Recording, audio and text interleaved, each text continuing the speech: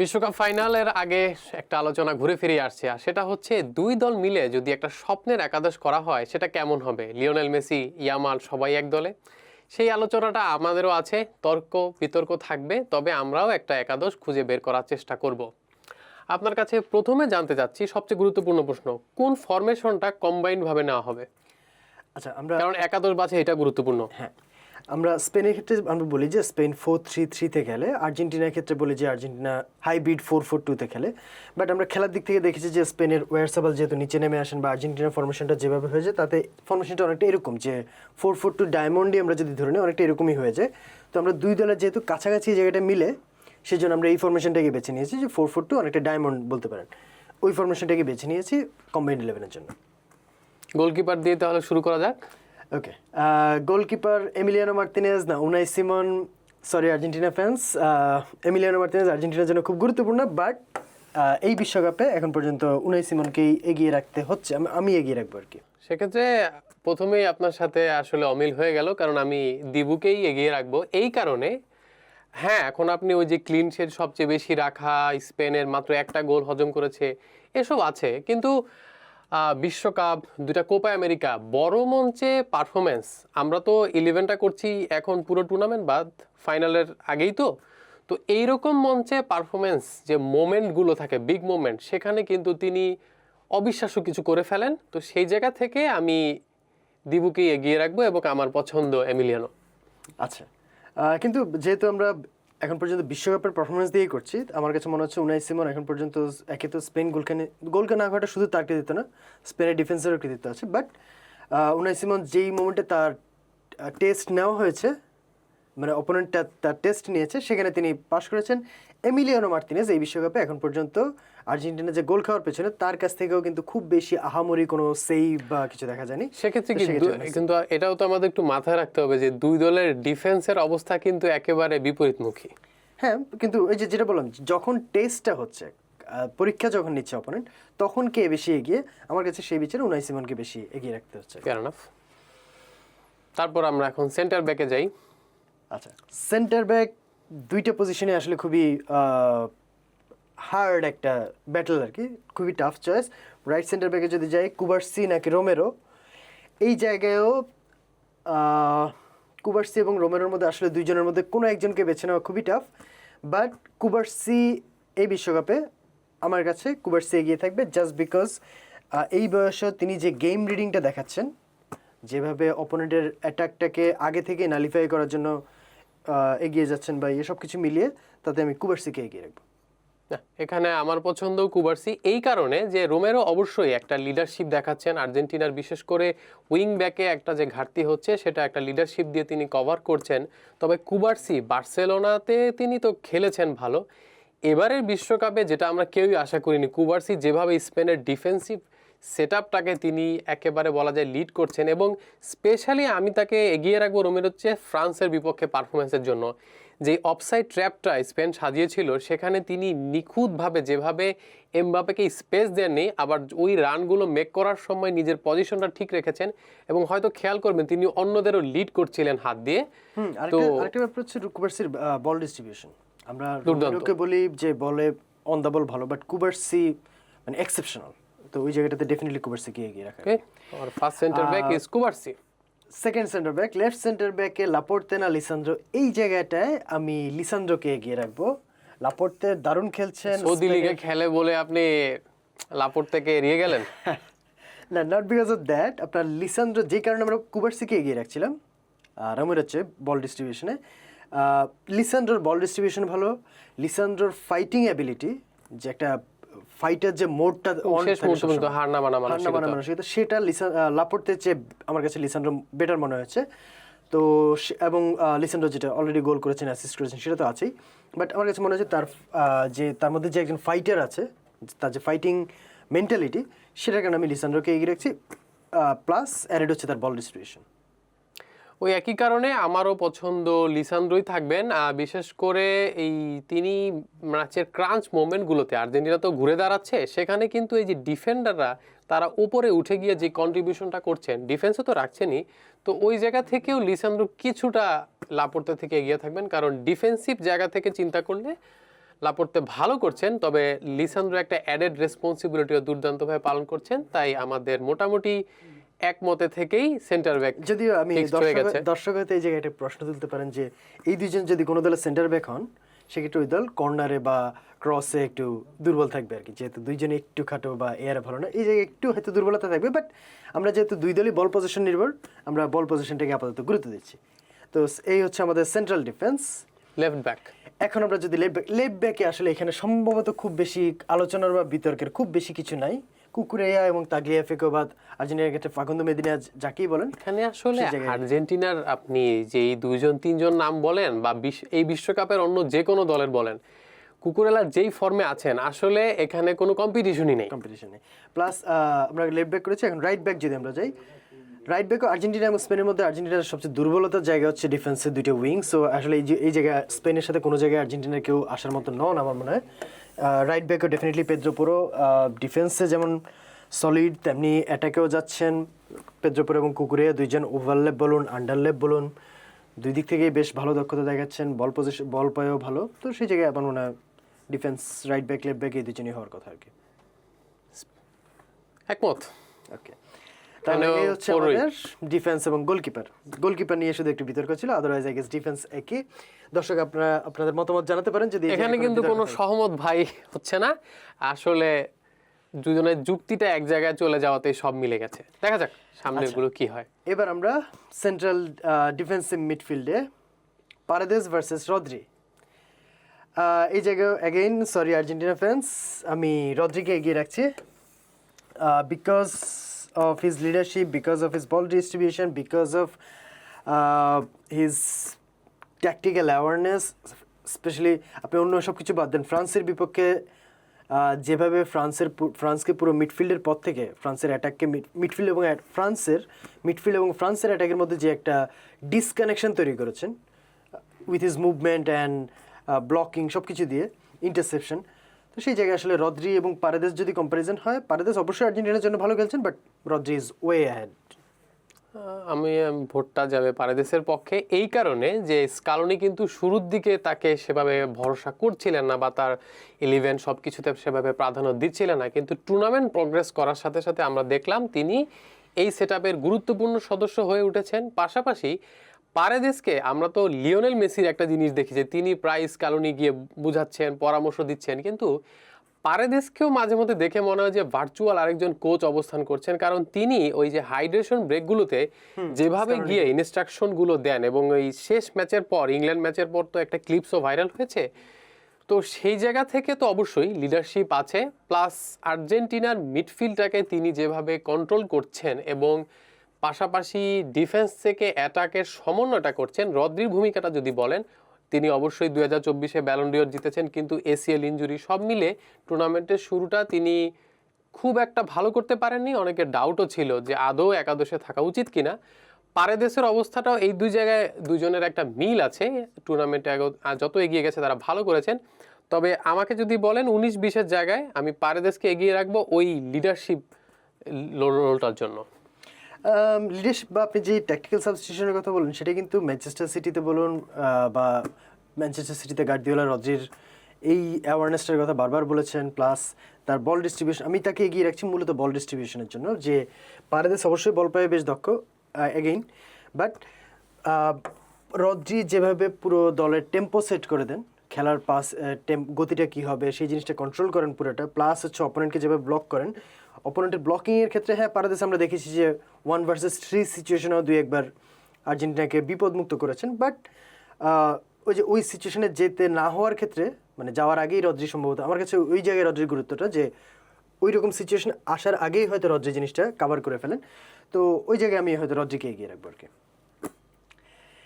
Anyway, এরপর হচ্ছে France মিডফিল্ডের পরের পজিশনটাতে যদি যাই, এখানে অবশ্য স্পেনের একটু প্রবলেম আছে যে আমরা পেদ্রিকেও এখানে দেখেছি, আবার ফাবিয়ান রুইসকেও দেখেছি। আমরা ফাবিয়ান রুইসকে এখানে, পেদ্রি যদি সেরা ছন্দে থাকতেন তাহলে হয়তো বা এখানে খুব একটা বিতর্ক থাকতো না, কিন্তু ফাবিয়ান রুইসকে রেখেছি যেহেতু ফাবিয়ান রুইস লাস্ট দুটো ম্যাচে শুরু একাদশে ছিলেন, এর আগেও ছিলেন শুরু একাদশে একটা ম্যাচে।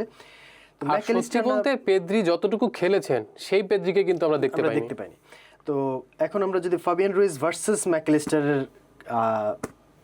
ইয়েতে যাই, সেক্ষেত্রে এই জায়গায় আমি ম্যাকলিস্টারকে এগিয়ে রাখবো, কারণ আচ্ছা ম্যাকলিস্টারকে আমরা এই জায়গাটাতে রাখি যদি, ম্যাকলিস্টারকে এগিয়ে রাখবো কারণ হচ্ছেন ম্যাকলিস্টার আর্জেন্টিনার হয়ে আমরা দেখছি যে স্পেশালি যখন পারেদেস এসেছেন, পারেদেস আসার পর পারেদেস আসার আগে ম্যাকলিস্টার মূলত এই জায়গাটাতে ছিলেন, যদিও আর্জেন্টিনার কোনো প্লেয়ারের একেবারে পজিশনে একেবারে ফিক্সড আপনি বলতে পারবেন না, বাট পারেদেস তো প্রথম কয়েকটা ম্যাচে ছিলেন না, তখন ম্যাকলিস্টার মূলত ডিফেন্সিভ মিডফিল্ডার রোলটাই কভার করেছেন। পারেদেস আসার পর আমরা অ্যাকচুয়াল ম্যাকলিস্টারকে দেখতে পেয়েছি যে তিনি আরেকটু অ্যাডভান্সড মিডফিল্ড পজিশনে গেলেন, সেখান থেকে আমরা দেখলাম যে তিনি ইভেন কর্নার বা ক্রসের ক্ষেত্রেও বেশ অ্যাক্টিভ হয়ে আসছেন, প্লাস বলটা ক্যারি করার ক্ষেত্রেও তার একটা রোল আমরা দেখতে পাচ্ছি। তো সব কিছু মিলিয়ে ফাবিয়ান রুইস ভালো, কিন্তু ম্যাকলিস্টার আমার কাছে বেটার মনে হচ্ছে। আমার পছন্দ ম্যাকলিস্টারই। আচ্ছা, তো ওই কারণেই, কারণ এই রুইজ এবং পেদ্রি তারা সেভাবে আসলে সবগুলো ম্যাচ খেলেননি, পাশাপাশি যতটুকু খেলেছেন ভালো করেছেন, কিন্তু কম্পেয়ার টু ম্যাকলিস্টার রুইজ পিছিয়েই থাকবেন। আচ্ছা, তাহলে আমরা মিডফিল্ডের আরেকটা পজিশনে যদি যাই, দেপল ভার্সেস দানি অলমো, এই জায়গায় আমার মনে হয় খুব বেশি এখানে আসলে যেই দুজনকে আপনি পাশাপাশি দাঁড় করিয়েছেন খুব আনফেয়ার হয়ে গেল, কারণ দেপল সেই 4 বছর আগের যদি দেপল হতো আলোচনাটা হতো না, এবার তিনি আসলে সেরা সময় পেছনে ফেলে এসেছেন। এখন আর্জেন্টিনার মিডফিল্ডে এরাই আছেন, তো এখানে তো আসলে আমাদের পক্ষে আর অন্য কাউকে সেট করা সম্ভব না। মেসি আছে, মেসিকে ওইখানেও দিয়ে দিতে পারে। আর্জেন্টিনার সমর্থকরাও হয়তো দেপলকে এখানে রাখতে চাইবেন না বা পারবেনও না। হ্যাঁ, এবং দানি অলমোর গুরুত্বটা এখানে আমি আরো দুইটা জায়গায় যে পয়েন্ট যে কারণে আমি দানি অলমোকে এখানে রাখছি, একটা হচ্ছে দানি Olmo is a creative outlet, আপনার দলের ফরওয়ার্ডদের উপর প্রেশার কমিয়ে দেন তার ক্রিয়েটিভিটির মাধ্যমে, খুব অল্প জায়গায় মুভমেন্টের মাধ্যমে, প্লাস তার মুভমেন্ট হচ্ছে যে পকেটগুলো তিনি অপোনেন্টের ডিফেন্স লাইনের মাঝখানে যে পকেটগুলো খুঁজে বের করে ওইখানে পাসিং লেন ক্রিয়েট করেন, তাকে যাতে পাসটা দিতে পারে, মানে সতীর্থের জন্য একটা বাড়তি সলিউশন নিয়ে আসেন সবসময় তিনি। তো সেটা একটা জায়গা। আরেকটা হচ্ছে দানি অলমো আপনার যেটা হচ্ছে আপনার মিডফিল্ডে, আমরা যদি মিডফিল্ডের কম্বিনেশন দেখি, একজন হচ্ছেন হোল্ডিং মিডফিল্ডার, একজন হচ্ছেন বল ক্যারিয়ার, আরেকজন লাগে কম্বিনেশনটা পারফেক্ট হতে, আরেকজন লাগে হচ্ছে একটু মোর ক্রিয়েটিভ। তো সেই জায়গাটা আসলে দানি অলমো আমার কাছে আরেক, মানে যে কারণে দানি অলমোকে আমি রাখছি আর কি, এই দুইটা কারণে। ওকে, এনসো অথবা বায়না, এটা একটা ইন্টারেস্টিং ব্যাটল। এনসো বায়না কেউই আসলে লেফট উইঙ্গার নন, বায়নাও আমরা দেখি যে বারবার ভিতরে ঢুকে যান, এনসো আসলে তো উইঙ্গার নন, মিডফিল্ডার। তো অ্যাকচুয়ালি পজিশনটা আসলে এই জায়গায় হবে, তো এই জায়গাটায় আমরা ম্যাকলিস্টার হতে তখন একটু এই জায়গায় থাকবেন। এনিওয়ে, তো এই জায়গাটাতে আমার কাছে এনসো আর বায়না হয়তো ড্রিবলিং একটু বেটার, বাট বায়নার কাছ থেকে আমরা এই বিশ্বকাপে এখন পর্যন্ত আমি যদি বলি যে স্পেনের উইক লিঙ্ক যদি বলেন সেটা বায়না, এবং বায়নার কাছ থেকে আসলে ওইভাবে খুব বেশি কিছু পাওয়া যায়নি। অন্যদিকে এনসো তো আর্জেন্টিনার যত সময় যাচ্ছে, আর্জেন্টিনা যত টুর্নামেন্টে এগিয়ে যাচ্ছে, তত হচ্ছে এনসো আরও গুরুত্বপূর্ণ হয়ে দেখা দিচ্ছেন। তো সেই দিক থেকে আমার কাছে মনে হচ্ছে এনসো এগিয়ে থাকবেন, এবং এনসো যেহেতু ওই জায়গায় চেলসির হয়ে তিনি অ্যাডভান্স মিডফিল্ড পজিশনে খেলেন, তো ওই জায়গাটায় খেলার জন্য তিনি হ্যাবিচুয়েটেড, অভ্যস্ত। সো আমি ওই জায়গায় এনসোকে রাখবো। আচ্ছা, তো আমি পিক করছি বায়নাকে এই কারণে, যেহেতু আমার লেফটে কুকুরেলা আছে আর আপনি 4-4-2 খেলাবেন, এই যে লেফট ফ্ল্যাঙ্ক ধরে দুজনের কিন্তু একটা সুন্দর কম্বিনেশন গড়ে উঠেছে, এবং আমরা গত ম্যাচগুলোতেও দেখেছি যে তাদের আন্ডারস্ট্যান্ডিংটা ভালো। আমি পিওরলি একাদশে যেহেতু লেফট ব্যাক পজিশনে 4 দলেরই একজন আছেন, সেই জায়গা থেকেই নেওয়া, প্লাস আপনি এনসোর কথা বলছিলেন, তবে আর্জেন্টিনার এই কামব্যাকগুলোতে তার ভূমিকা যেমন আছে, আর্জেন্টিনা যে তিনি একটু ডিপ রোলেতে এবার খেলছেন, তো সেখানেও কিন্তু আমরা দেখছি যে এই যে তিনি অতিরিক্ত অ্যাটাকিং হওয়ার কারণে অনেক সময় কিছু স্পেস রেখে আসছেন, এটার জন্য এই যে আমরা বলছিলাম পারেদেস, অ্যালিস্টারদের কথা, তাদের উপর একটা অ্যাডেড চাপ পড়েছে, এবং লিসান্দ্রোর যে ডিফেন্সিভ, যে আমরা যতটুকু চেলসিতে আপনি অ্যাডভান্স রোলে খেলার কথা বলছেন, কিন্তু স্কালোনির এই দলে তার ডিফেন্সিভ যে রেসপন্সিবিলিটি আছে, এবারের বিশ্বকাপে আমার কাছে মনে হয়েছে সেটা তিনি পুরোটা পারেনি এবং অনেক ক্ষেত্রে দলকে বিপদে ফেলেছেন, তাই ভোটটা যাচ্ছে বায়নার পক্ষে। আচ্ছা, না আমার ক্ষেত্রে এখানে এনসোকে এগিয়ে রাখার একটা রিজন আছে, সেটা হচ্ছে আপনি লেফট ফ্ল্যাঙ্কের কথা যেটা বললেন, সেটা স্পেনের ক্ষেত্রেও বায়না যেহেতু ভেতরের দিকে ঢুকেছেন, কুকুরে সেই উইথ যেটা প্রোভাইড করে সেটা কুকুরে করেন, তো এখানেও কুকুরে আছেন। প্লাস এখানে এনসোকে রাখার একটা সুবিধা হলো, এই দুইজনের মধ্যে আপনার একটা সোয়াপ করা সবসময় একটা ম্যাচের মধ্যেই ইন গেম যে সোয়াপিং, যে এনসো উপরে উঠে গেলে ম্যাকলিস্টার জায়গাটা কাভার করলেন, আবার ম্যাকলিস্টার উঠে গেলে এনসো কাভার করলেন, এই সুবিধাটা থাকছে। তো ওই কারণে ওই সুবিধাটার জন্য তাতে যেটা হয় যে আমরা যেহেতু কম্বাইন্ড 11 করছি, তো আমার কাছে মনে হচ্ছে, এবং যেহেতু আপনি যে স্পেস ফেলে আসার কথা বলেন, সেটার জন্য আমার রদ্রি অলরেডি আছে এই 11-এ। তো সেই সব দিক বিবেচনায়, এবং যেহেতু সে চেলসিতে অ্যাডভান্স মিড পজিশনে অভ্যস্ত, সব দিক বিবেচনায় আমার কাছে মনে হচ্ছে ওই জায়গায় বায়ানার যেহেতু পারফরমেন্স আমরা এখন পর্যন্ত খুব একটা ভালো দেখিনি, তো সেদিক বিবেচনা আমি এখানে বায়ানার চেয়ে এনসোকে এগিয়ে রাখছি আর কি। স্ট্রাইকার এইটা একটা দারুণ, ওই যে ডিফেন্সের যে ধরনের সমস্যার মুখোমুখি আমরা হয়েছিলাম অনেকটা সেরকমই। ওয়ারসাবাল না আলভারেজ এখন পর্যন্ত বিশ্বকাপে একেবারে পুরোপুরি জ্বলে উঠতে পারেননি, বাট আলভারেজ প্রেসিংয়ে বলুন, গোল স্কোরিংয়ে বলুন, খুব ক্রুশিয়াল মোমেন্টে সুইজারল্যান্ডের বিপক্ষে একটা গোল করলেন। প্রেসিংয়ে তার দক্ষতা অসাধারণ। আবার ওয়ারসাবাল গোল করছেন, Oyarzabal already if I am not wrong 5 goal করে ফেলেছেন বিশ্বকাপে। তো স্পেনের এখন মূল পেনাল্টি টেকারও তিনি। হ্যাঁ, তো ওই জায়গাটাতে আমি আসলে ওয়ারসাবালকে এগিয়ে রাখবো। প্লাস আরেকটা রিজন আছে, সেটা হচ্ছে ওয়ারসাবাল, আমরা যেহেতু সব বল প্লেয়ার রাখছি যারা বল পায়ে বেশ দক্ষ, তার মানে হচ্ছে আমাদের টিমটা স্পেন আর্জেন্টিনা দুই দলে যদিও পজিশন হ্যাভি টিম, তো আমাদের টিমটা বল পজিশনে রেখেই খেলবে। অবভিয়াস আর্জেন্টিনা স্পেনের কম্বাইন্ড 11 সেরকম টিমই হবে। সেই জায়গায় ওয়ারসাবালের তার যে মুভমেন্ট, সেই জিনিসটা ওই বল পজিশনের ক্ষেত্রে বা মিডফিল্ড ডমিনেশনের ক্ষেত্রে একটা বাড়তি রোল প্লে করে। তিনি বাড়তি একটা অপশন হিসেবে নিজেকে সবসময় প্রেজেন্ট করেন। তো ওই জায়গাটাতে আমি ওয়ারসাবালকে এগিয়ে রাখবো। আমার পিক আলভারেজ এই কারণ তিনি নকআউট পর্বে বিশেষজ্ঞ। নকআউট পর্বেই তিনি গোল করেন এবং এবারের আসরে অলরেডি একটি দুর্দান্ত গোল করে ফেলেছেন, যেটা আসলে আর্জেন্টিনা টিকিয়ে রেখেছে। এখন শুধু গোলের জন্য তো না, আলভারেজকে এই বিশ্বকাপে আমরা নতুনভাবে দেখছি যে তার ওভারঅল তিনি যেভাবে কন্ট্রিবিউশন রাখছেন, সেটা খুব সম্ভবত অ্যাথলেটিকো মাদ্রিদে খেলার সুবাদেই তার যে ডিফেন্সিভ রেসপন্সিবিলিটি এবং যে ডার্টি ওয়ার্কগুলো, যেটা একটা স্ট্রাইকারের কাছ থেকে হয়তো বা আপনি আশা করবেন না unless you are Harry Kane, Alvarez যেটা করছেন একেবারে ওই ক্রাঞ্চ মুভমেন্টগুলোতে, অফ দ্য বল মুভমেন্টগুলো করছেন এবং মেসিকে তিনি যেভাবে স্পেস ক্রিয়েট করে দিচ্ছেন, সেই জায়গা থেকে আমার কাছে মনে হচ্ছে গোল সংখ্যার দিক থেকে তিনি হয়তো অনেক পিছিয়ে থাকতে পারেন, কিন্তু একজন স্ট্রাইকার যিনি তার পার্টনারের জন্য স্পেস তৈরি করা এবং ওভারঅল টিম কম্বিনেশনে হেল্প করবেন, সেই জায়গা থেকে আলভারেজ।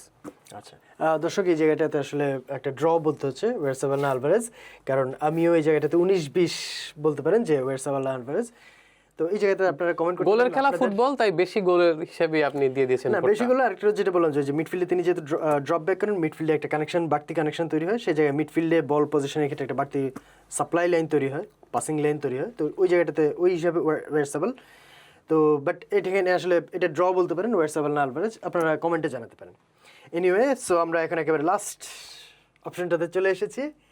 এখানে যাওয়ার আগে একটু বলে নিই যে এখন আমরা যেই পিকটা করব, এটা আসলে পৃথিবীর ইতিহাসের সবচেয়ে নিষ্ঠুরতম একটা ম্যাচ বলতে পারেন, কারণ এমন একজনের সাথে এমন একজনকে দেওয়া হয়েছে লিটারালি যাকে ছোটবেলায় বাচ্চাবে নিয়ে গোছল করিয়েছিলেন লিওনেল মেসি। যাই হোক, আমরা অন্য নামটা সহ যাই। আচ্ছা, ইয়ামাল না মেসি, এই জায়গায় আসলে যেহেতু দুইজনই বাম্পায়ার, দুইজনই রাইট উইংয়ে বা সেন্ট্রাল জোনে, যদি আপনি অনেক চেষ্টা করছেন একটু সমতা না, আমি যদি কোচ হতাম আমি তো যেটা করতাম যে ওয়ারসাবালের জায়গায় মেসিকে রেখে এই জায়গাটা রাইট উইংয়ে ইয়ামালকে খেলাতাম। বাট আমরা যেহেতু দুই দল যেভাবে খেলে সেই হিসাব করে একজন আরেকজনের মুখোমুখি করছি, সেই জায়গায় ওয়ারসাবাল, ইয়ামাল এবং মেসির অবস্থানটা একই জায়গায় পড়ে যাচ্ছে। বাট আমি এই কারণে দিবালা নেই স্কোয়াডে আর্জেন্টিনার। ব্যক্তিগতভাবে আমি মেসি, নেইমার, ইয়ামাল এই ধরনের প্লেয়ারদেরকে বেশি পছন্দ করি, হ্যাজার্ড এই ধরনের প্লেয়ারদেরকে। তো এই জায়গায় আসলে দুজনের কাউকেই বাদ রাখা আমার জন্য খুবই tough. But Messi is Messi actually, মানে ইয়ামাল ফিউচার বা হয়তো প্রেজেন্টে অলরেডি, বাট ফিউচার ফুটবলের ফিউচার স্টার বলতে পারেন। বাট এখন পর্যন্ত বা হয়তো ইতিহাসেও বলতে গেলে মেসি ইজ মেসি। তো ওই জায়গায় আসলে কোনো কম্পারিজনেই মেসির সঙ্গে আর কেউ আসার মতো নন। বাট ওই যেটা বললাম, আমি যদি কোচ হতাম, এইরকম যদি একটা দল আমার সামনে থাকতো, আমি হয়তো এইখানে মেসিকে খেলিয়ে এখানে। আসলে ইয়ামালকে ফিট করানোর জন্য আপনি সিস্টেমও বদলাতে চাইবেন। হ্যাঁ, এমন একজন ফুটবলার, আমার দলে যদি ইয়ামাল মেসি থাকে, আমি অবশ্যই দুইজনকে নামানোর জন্য যা করা দরকার যে কোনো কোচই চাইবে। এখন আপনাকে যখন একটা বেছে নিতে বলা হয়েছে তখন উপায় নেই। তো এই তো দর্শক, আমাদের মোটামুটি 11টা আপনারা দেখতে পাচ্ছেন। আপনি যদি একবার দর্শকদের জন্য নামটা আমাদেরকে সাজিয়ে, আচ্ছা, ফাইনাল পিক। হ্যাঁ, ফাইনাল পিক, গোল পোস্টে Unai Simon, right back Pedro Porro, right centre back Cubarsi, left centre back Lisandro. যদিও এখানে আপনার দুইটা জায়গায় আপনার ডিবেট ছিল, দ্বিমত ছিল। Left back Cucurella, central defensive midfielder Rodri, যেহেতু এখানেও আপনার দ্বিমত ছিল। Left central midfielder Mac Allister, right central midfielder or attacking midfielder, advance midfielder যেটাই বলুন সেটা Dani Olmo. Left advance midfielder or left winger ঠিক বলা যাবে না, লেফট অ্যাডভান্স মিডফিল্ডার এনসো, এখানেও আপনার দ্বিমত ছিল।